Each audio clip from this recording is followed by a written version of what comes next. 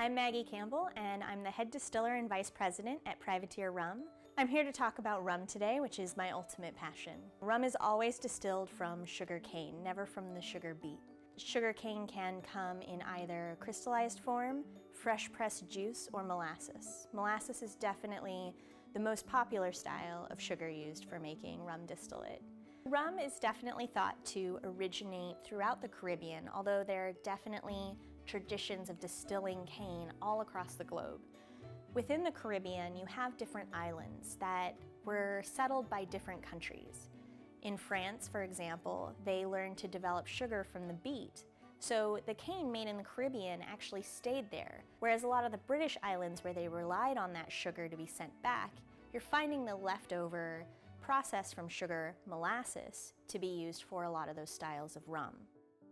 All these sugars are then mixed with warm water, and yeast is introduced to start the fermentation. This is then called the wash.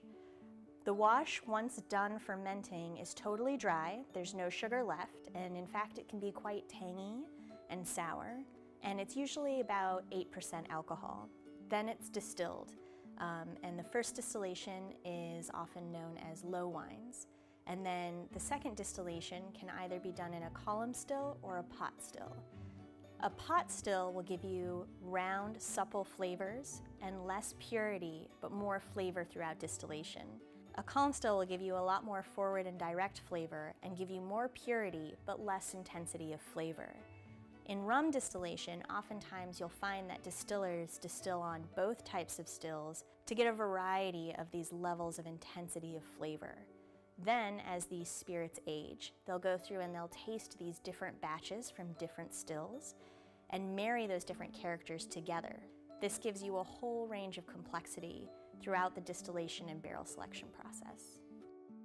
Rum can be clear in the bottle and actually have been aged in barrel. Oftentimes, if a rum is clear, say a Puerto Rican style rum, that has been aged, it's been aged in barrel to soften and mellow some of the more aggressive characteristics, and then it's charcoal filtered to remove that color but still retain all the elegance it got from barrel aging.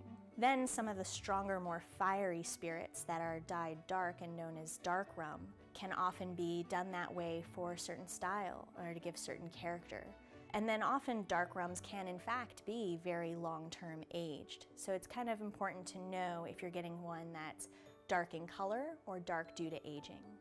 Then there's amber rum, which is the category in between those, which is aged in oak barrels for a moderate amount of time.